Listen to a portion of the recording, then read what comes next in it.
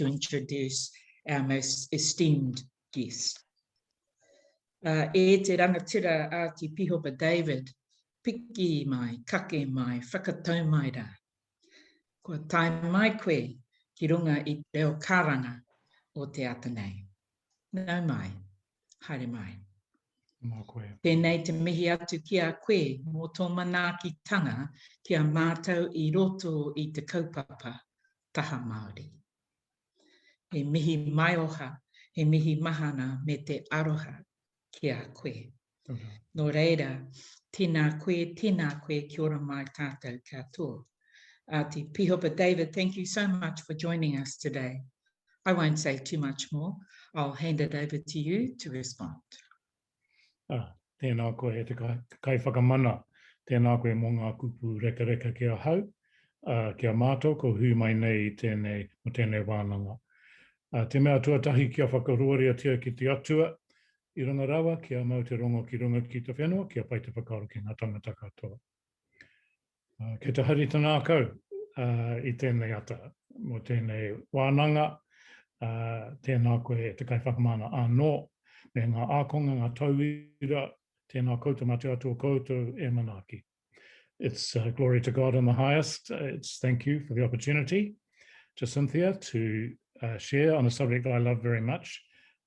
You're doing me a favor by asking me to think about this topic, which is so sacred and so foundational to the story of our church and our country, which is from Te Tiriti to Te Pohere, from the Treaty of Waitangi to the Anglican Constitution.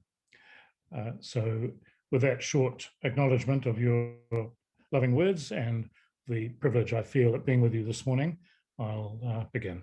Tēnā koutou.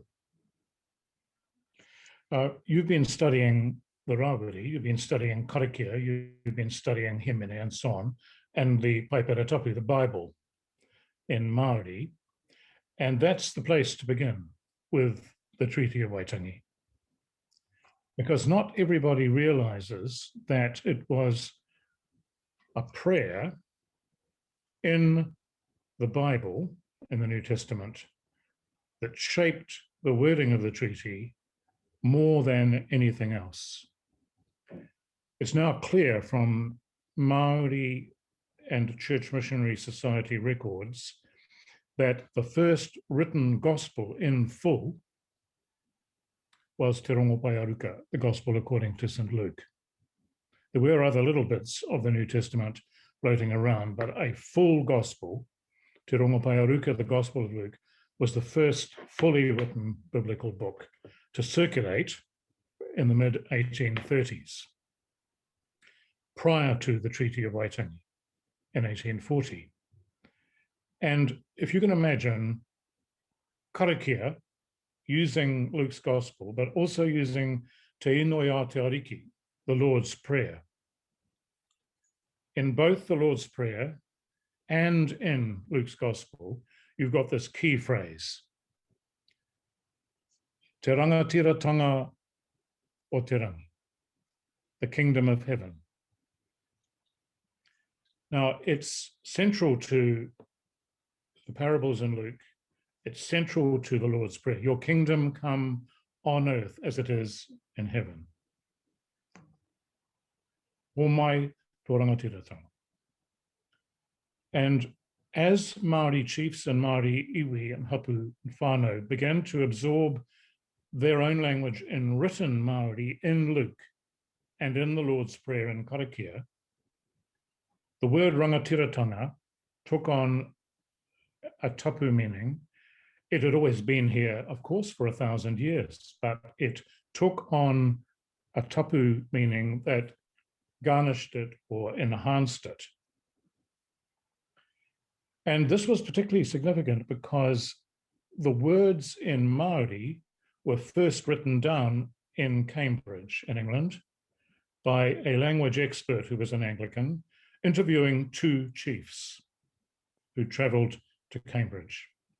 Now, these two chiefs were very, very highborn, but also noted for their oratory and their Māori turns of phrase. They were experts, if you will, in narrative and public speech.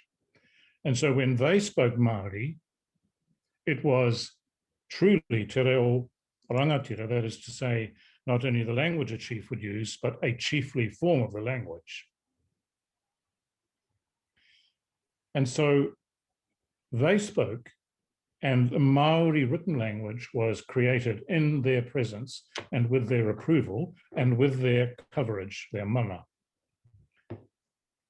And so what you've got in written Maori, first of all recorded in the Bible and nowhere else, and in Luke's Gospel and in the Lord's Prayer, is the highest possible form of spoken Maori written down. It's like almost as if Shakespeare wrote the Book of Common Prayer, which actually some people think he did in parts. There is a theory, not proven, that Shakespeare's behind the Psalms in the old prayer book. We don't know. But certainly whether that's true, it is true that in the Maori Bible, written Maori for the first time in biblical form, you have the highest possible form of Māori language. And if you want to introduce somebody to te reo rangatira of the highest order, get them to read the Bible in Māori. So when, after it was written down and created into a written language, of course it omitted some consonants like D or Y or X or Z or S or F, but it kept at its heart, its ngākau, a, e, I, o, u, all the vowels, because actually in Māori, it is a flowing process, verb-orientated language. It's designed not to be sort of clunky nouns, one thing after another, with consonants all over the place. It's meant to be poetry in motion. And that's what you have in Te Paipere Tapu, I roto te reo Māori, you have it in Te Rawiri, you have it in Te Inoi Atiariki, you have it in Te Rongopai Aruka. And so this is what was circulating, firstly in Luke's Gospel, in the 1830s. And it was the mission participant chiefs who spread written Māori pieces of Luke and the story of Luke, often way beyond the Pākehā missions. They've done some statistical analysis and they've found that the evangelists, the catechists, the Bible proclaimers of that early period was 80% Māori, that is to say by Māori, for Māori, with Māori, from a Pākehā mission in the first place. Pai here, obviously, but there were many others throughout Aotearoa. But it was about 80% Māori to 20% Pākehā transmission. So most of it was in Wānanga and Hui and Kōrero and Karakia in an utterly Māori context. And it spread eventually like wildfire because of that. And so this fascination with Māori written down for the first time, this fascination with the dignity and flow of the language from these chiefs, turns of phrase, if you will, and grammar, the fascination with the sacred meaning of the Bible, which resonated so much to the highest of Māori aspirations. For example, in Luke's Gospel, you've got parables like the sower, Good Samaritan, the Great Feast, the Prodigal Son. Now, all of those, for example, in Māori, imagine it in an utterly Māori context, utterly controlled by rangatira, in a wānanga, when they hear about sowing seed generously and everywhere, even though some of it falls on the rocks, or the birds get some of it, or the sun scorches some of it, or the thorns choke some of it.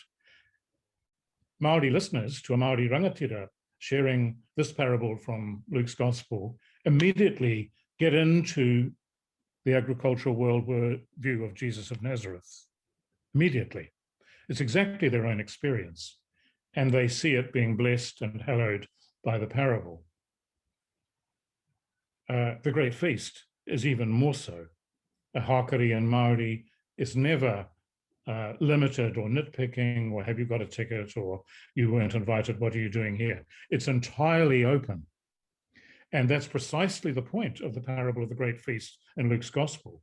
Bring everybody, bring even the people who are not expecting to be invited. In fact, go and find them and bring them, compel them is the word in the Bible, bring them in.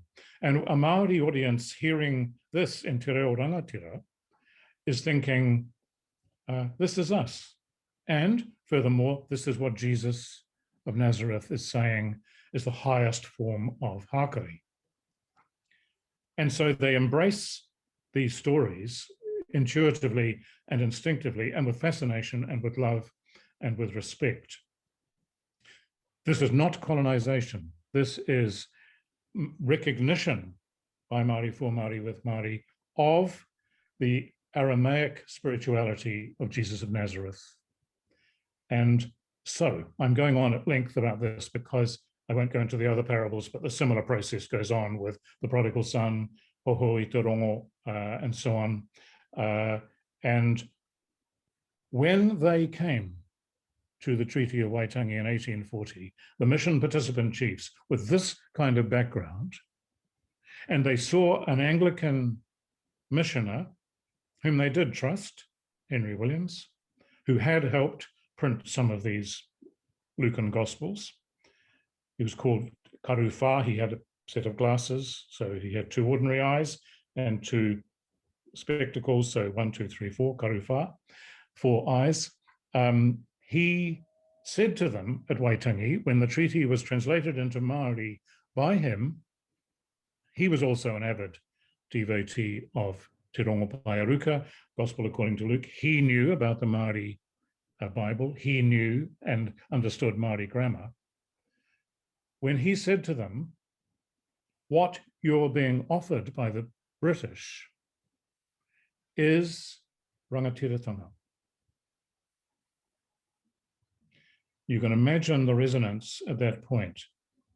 But they weren't completely convinced, and neither would anybody else be. You know, when you're offered something new, you want to look at the small print. And you also, particularly if it involves new people coming into your country and your own mana, we would be the same. So they said, effectively, didn't use these words, they said, we want to think about the small print. What does Rangatiratanga mean in this document? And they said, to be sure that we have agreed to something that the British must uphold.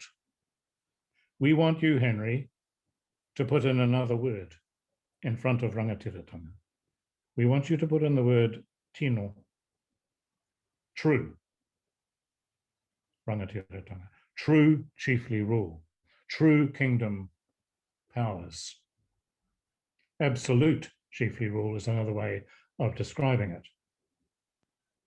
And so in the second article of the treaty, Henry wrote down in Māori, this is the English translation, the Queen of England agrees to protect the sub-tribes and all the people of New Zealand, that means the Māori people of New Zealand, in the unqualified tino exercise, reality, of their chieftainship, Rangatiratanga, over their lands, villages, and all their treasures, which can include forestry, can include fishing, can include language, can include other cultural items which are crucial to being Māori. And so it is clear from Waitangi 1840, February the 6th, that the mission-educated chiefs led the day to say, if this is what it means, we will sign. Other chiefs said, no, we could push the British into the sea now. And they could have, because there was only a small amount of colonial representatives, 98% Māori that day.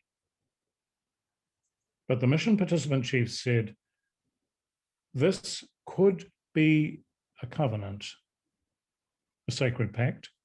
It could maybe offer partnership, participation, and protection. I'm paraphrasing their whakaaro, their kōrero. If we are under Christ, you can see how important that is from the early biblical history. If we follow Jesus of Nazareth, if we incorporate his parables into our actions together, this will work. In other words, it won't work if there's no faith, hope, and love. The thing will fall apart. They knew that then. It will fall apart. It will be betrayed. It will be shafted if there isn't faith, hope, and love. But they took a faith, hope, and love position that morning in the end. And two things were crucial to this moment. Firstly, they knew perfectly well what was at stake and what was at risk. They weren't at all naive, and they weren't victims of a colonial hoodwink. They knew the French were coming down with warships. They knew the Germans were interested in parts of Oceania and the Pacific. Some of them had been to England, including the two chiefs who went to Cambridge, and they came back. They'd seen the Duke of Wellington's troops. They'd seen his cannons, and they'd heard about the Napoleonic Wars. So what they were thinking had to include the idea that we ought to put something down on paper which we can use as a moral challenge to this huge European movement down towards our part of the world. Write something down that we can call on as a moral challenge to their Waitangi, to their Bible, to their highest values and beliefs. Moral leverage, if you will. That this is your Bible, we're adopting it in our way.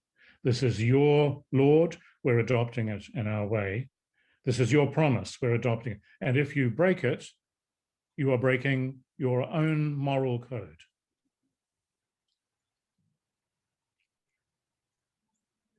There was no naivety at the signing of the treaty. And secondly, they thought that another word in Luke's gospel, kawanatanga, had a sacred meaning as well. It's there in describing the governorship of Pontius Pilate. And they knew the Bible better than the colonial officers. And they said to themselves, kawanatanga, that is to say governance, should resemble the relationship. It is expressed in the Bible, in the New Testament, where Pontius Pilate does not interfere with the mana of Herod. Herod is a king. Herod has Rangatiratanga over some aspects of some of the Jewish territory. It's his territory. Pontius Pilate doesn't touch that, and if he did, he would have got civil war. So they saw these structural political models. They were very familiar with them, more familiar probably than Captain Hobson, but Henry Williams knew what it meant. So he said, what we're looking here at in our karakia from our Bible is a balance between governorship, governance, and absolute chiefly rule. But again, that won't work if it's not inspired by the author of the Bible, God, Te Atua Kaharoa, and if it's not influenced by the values of Jesus of Nazareth. We know it won't work if there's no faith, hope, and love. But we are asking you to share this faith, hope, and love with us. And the most famous speech of all, in my view, at Waitangi that morning was from a Kaitaia chief. He was quite young. He'd just come out of a mission school. And he said to Captain Hobson, these words get me every time. If your British hearts are towards Christ as ours are, we shall be one.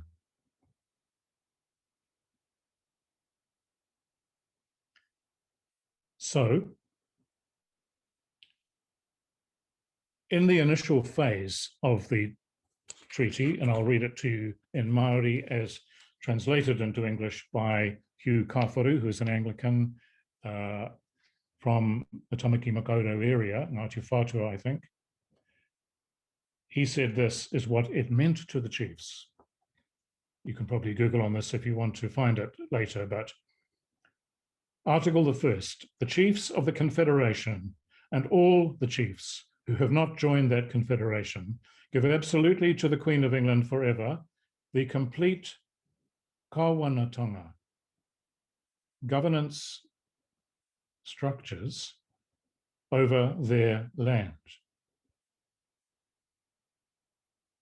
Second, the Queen of England agrees to protect the chiefs, the sub-tribes, and all the people of New Zealand, that's the Māori, in the unqualified exercise of their Rangatiratanga over their lands, villages, and all their treasures. But on the other hand, the chiefs of the Confederation and all the chiefs will sell land to the Queen at a price agreed to by the person owning it. In other words, you can't invade, you can't embezzle, you can't schnooker, you can't be disingenuous with us, and you can't outmaneuver us in land deals. And you may not take it without our permission. And only by Queen's agent will we negotiate, not by an incoming colonial army, not by getting a children's signature, not by going to another chief close by. Third, for this agreed arrangement, therefore, concerning the government of the Queen of England will protect the ordinary people of New Zealand, meaning the Māori, and will give them the same rights and duties of citizenship as the people of England. Now that means, and Hugh Kāwharu has been very clear on this, Māori customary law, LORE, all the rights of citizens, the same as the people of England have rights of citizenship. That means Māori citizenship in a Māori way. And that means that if a Māori landowner wants to give land to a mission or to a trader, the Māori law, LORE, of that transaction must apply. And the Māori law, LORE, of a transaction in those days meant this: I will give you this amount of acreage for your mission, your orchard, your wheat mill, your school, for a consideration, ka tuku ka hoko. I will give it to you like a grant in trust for a purpose.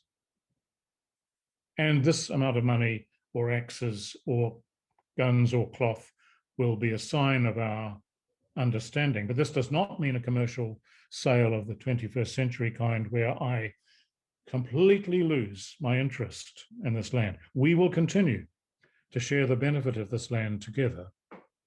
And that ka tuku ka hoko was completely overridden and misunderstood and abused by the New Zealand Land Company in the decades that followed. Long story short, you know that the treaty was trampled on. Its faith, hope, and love were desecrated. It turned into a greed grab operation by the New Zealand Land Company, none of whom came here. They all stayed in London. They sent agents here and they broke the treaty. They broke the treaty. The missionaries, some of them complained. They wrote letters to the House of Lords saying, this is not what happened at Waitangi. Read the Bible. Colenso wrote very strongly. Bishop Suter later and Nelson wrote very strongly. Octavius Hadfield wrote very strongly. This is a breach of a sacred biblical covenant. But the New Zealand Land Company and the East India Company and all of that were not interested in the Bible. They were interested in money and they wanted land. And so little by little, the loss of trust, the loss of faith, the loss of hope, the loss of love ended up in the New Zealand land wars of the 1860s, which was essentially those Māori rangatira trying to protect what land remained to them in the process of major breaches of the Treaty of Waitangi. It was a position of defence. And the Waitangi Tribunal has made it clear, with all its apologies and all its restorative justice packages, that Rewi Mangamaniopoto, for example, at the Battle of Orako, was not the aggressor. He was trying to protect what land remained to him in what later became called the King Country. That's only one example of hundreds, which is why the Crown is settling with the tribes now. So the Anglican Church, Te Hahi Mihinari ki Aotearoa ki Nutireni ki ngā mauteri o te mananui o Kiwa, said in the decade before 1990, under the guidance of Professor Whatarangi Winiata, but many others, particularly supported by the Pihopatanga o Aotearoa, we've got to put this covenant back on the altar. We've got to get back to the promises that Henry brokered, that those Māori Christian chiefs pledged, and that the Crown agreed to. Because we have no other moral basis on which to live and trade and thrive in this country. If you saw off the branch on which you're sitting, if you undermine the foundations of your whare, the branch and the house will fall morally. And I personally believe that if the treaty had not been restored through the Waitangi Tribunal process and by ratification, which is still going on, by the way, of various kinds, but particularly by Te Hahi Mihinari in placing the treaty right near the top of its own constitution, to preach it again, to uphold it again, to live it again, to share it again for sacred reasons, prayer book reasons, Luke's gospel reasons, we would be in a very, very different scene than we currently have today. I think we would have seen massive breakdown of all kinds all over the place. As it is, we've got people with strong attitudes, good on them. We've got people questing for restorative justice, good on them. We've got all kinds of movements to ratify the treaty again. And this, before I close with questions, is the meaning of the treaty today, but thinking of February 6, 1840, it means this: the guarantee of absolute chiefly rule, which provides for Māori self-determination, mana motuhake, in the design, delivering, and monitoring of government services. It's a balance between kawanatanga and rangatiratanga. Secondly, equity, the principle of equity, which requires the Crown to commit to achieving equitable outcomes for Māori across the board. Thirdly, active protection. The principle means the Crown should act to the fullest extent practicable to achieve equitable outcomes. This includes ensuring that its agents and its treaty partner are well informed on the extent and nature of both Māori social outcomes and efforts to achieve them. Fourthly, the principle of options, which requires the Crown to provide for and properly resource kaupapa Māori services. The Crown is obliged to ensure that all services are provided in a culturally appropriate way that recognises and supports the expression of Māori models and Māori ways of life. Lastly, partnership requires the Crown and Māori to work in partnership in the governance, design and delivery of services. Māori must be co-designers with the Crown. That's what the treaty means today, and that's what is being incrementally, probably haphazardly, but certainly implemented. And recent examples, just the last 3 weeks, I was there, Kirikiriroa, Hamilton City Council voted for a Māori ward. That morning, the Waipaia District Council had voted for a Māori ward. Previous year, Taranaki Regional Council voted for a Māori ward. Tauranga City Council, after huge debate and dissension, voted for a Māori ward by a narrow margin. And that's the treaty in action. And what the Anglican Church has tried to do since 1990 and 92, when we passed Te Pouhere, with the treaty right in the middle of it, was to live, to walk and talk the values and promises, the faith, the hope and love of the treaty that we preached and brokered and commended in 1840. And I say we deliberately. We were there with Henry. We were there with the mission participant chiefs. We were there with Luke's Gospel. We were there with the Lord's Prayer. We were there with Rangatiratanga and Kawanatanga. And that's why we need to be in the middle of the treaty today. The Anglican Church can show and tell what tikanga caucusing could really look like. The Anglican Church can show and tell what restorative justice could look like. We're currently negotiating massive restorative justice packages in Maniapoto and Tauranga.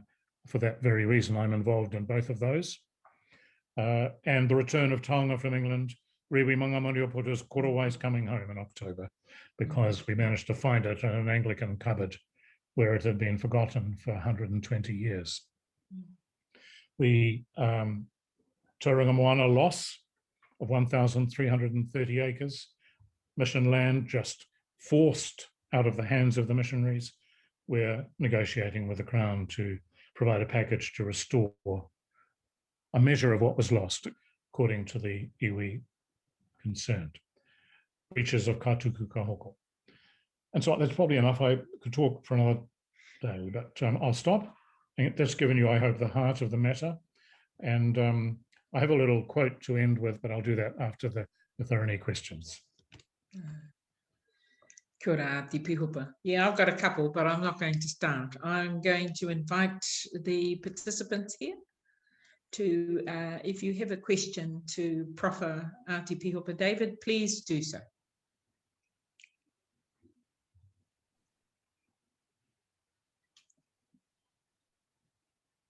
Bishop, individual priests, certainly, like the group that's here, we're all sort of doing what we can locally for helping people understand within our own parishes, communities, the importance of the work that's being done now for restitution. Why, given what you just told us of the things that the Anglican Church is actually involved in as far as restorative justice is concerned, why is that voice not louder? Why are our Anglican leaders or the people involved in this not the ones that are saying things like the Maori health that's being set up? Why are we not loudly, more openly and more assertively saying this is what we should do? Our voice is not being heard. Thank you. That's very, very close to home question, because that's what my wife has been doing for the last 2 years. That is to say, as an Anglican lay person, that is to say, as a Maori health provider, getting the Maori health authority in place.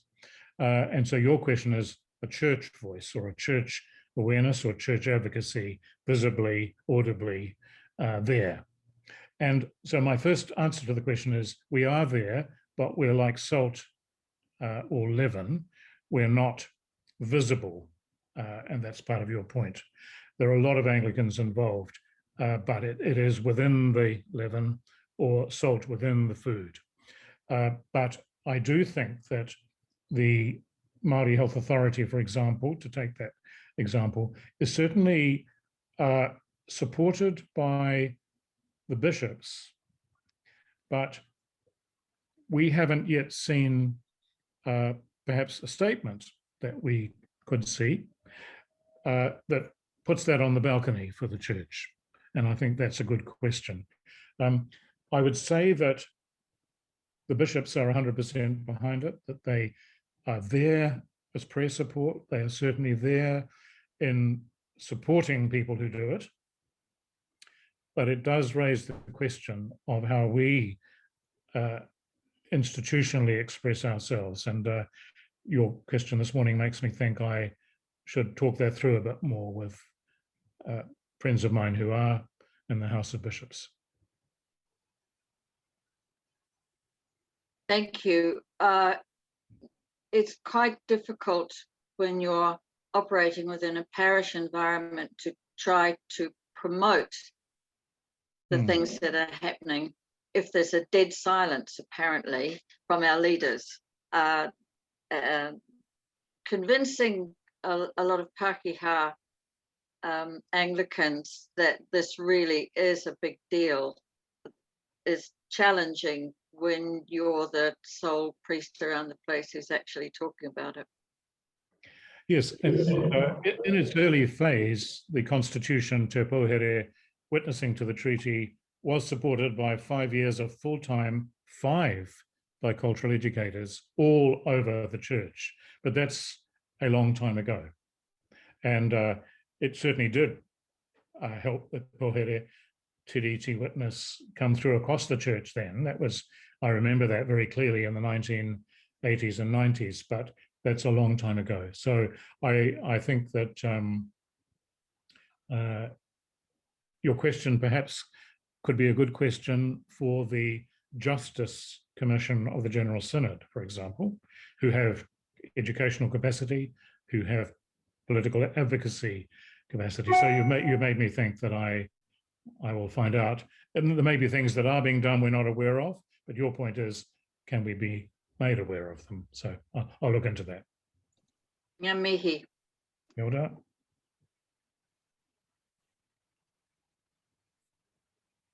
Anyone else?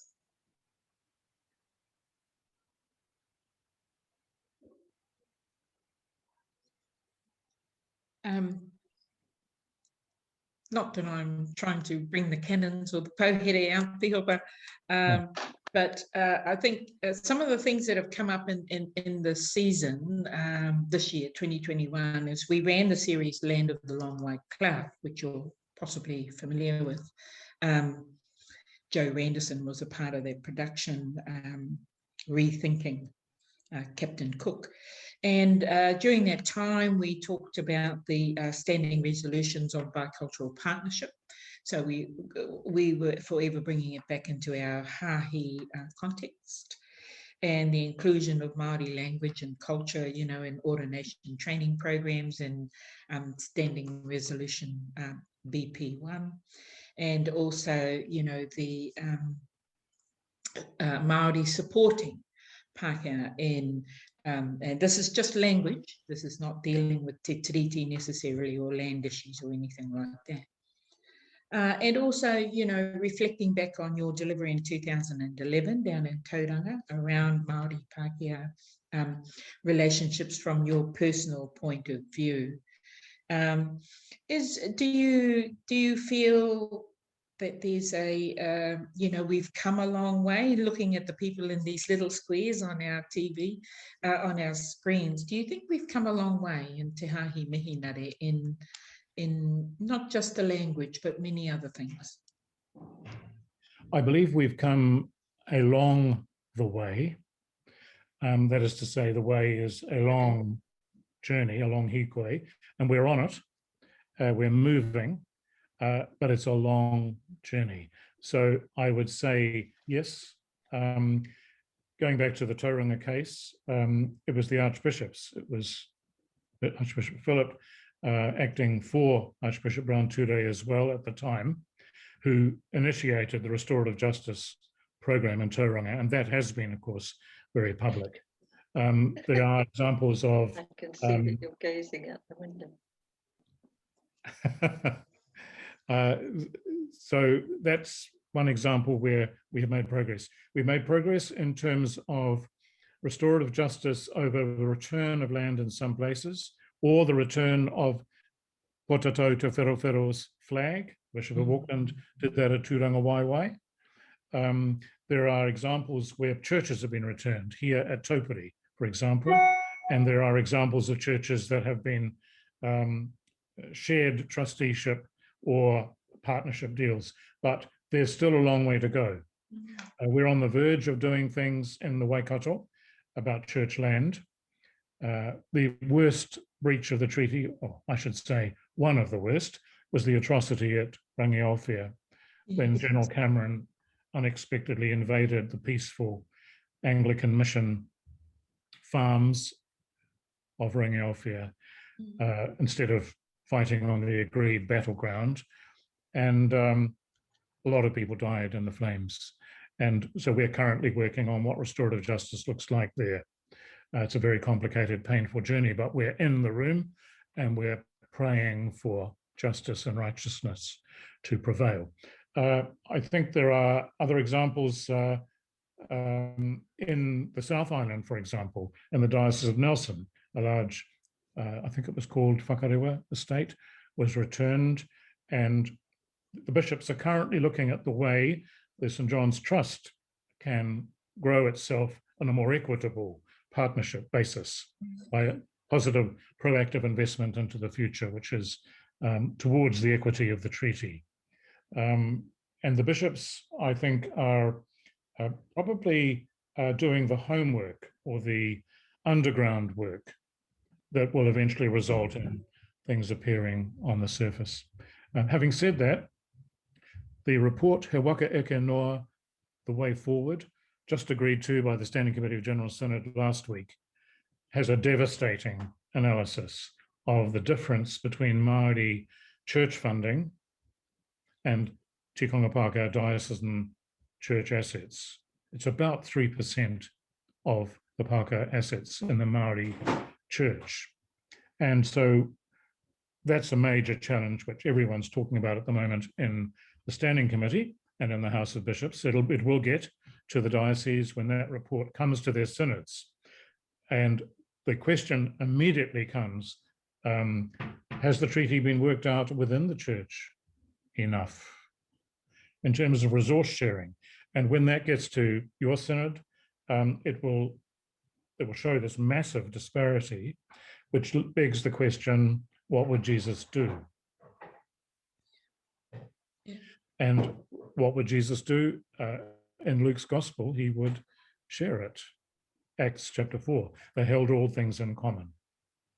So that, I think, will be an exciting opportunity for us to act restoratively within the household of faith itself.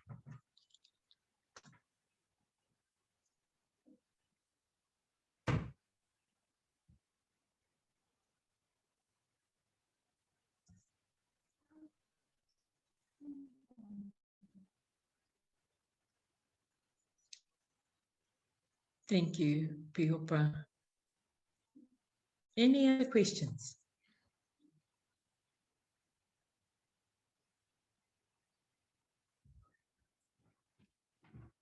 There was a plethora of wisdom in there and unpacking some of the history, Pihopa. I particularly love the ka tuku, ka hoko, you know, expression, that expression of reciprocity, of course.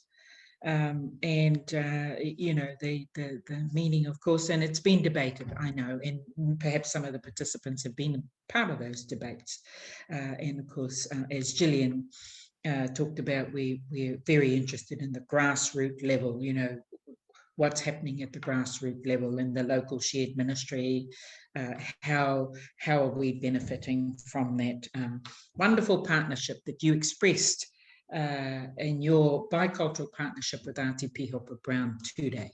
Yeah. It's also about the wonderful bicultural relationship at the grassroots level as well.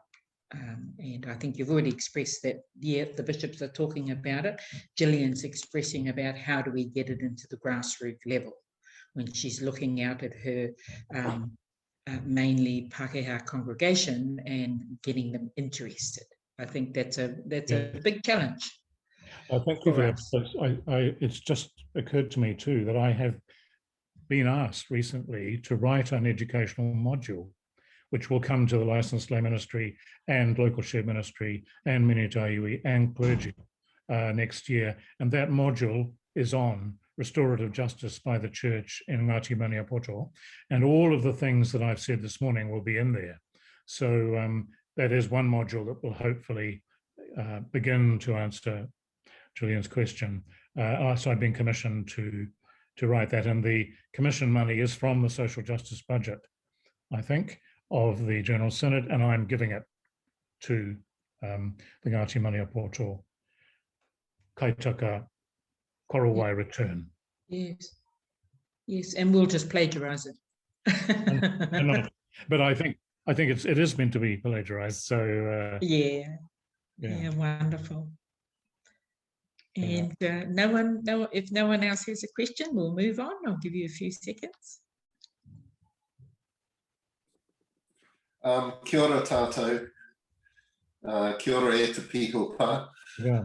That was an awesome presentation. Thank you. And I'm delighted to hear that it will become available in print in some way, because it's a story I haven't heard so well expressed before. And those brilliant links that you've made between the use of the words tino and kawanatanga from the Mihimari Church perspective, I think it really, really well done, and I'm very appreciative, and I look forward to sharing it with Anglican congregations.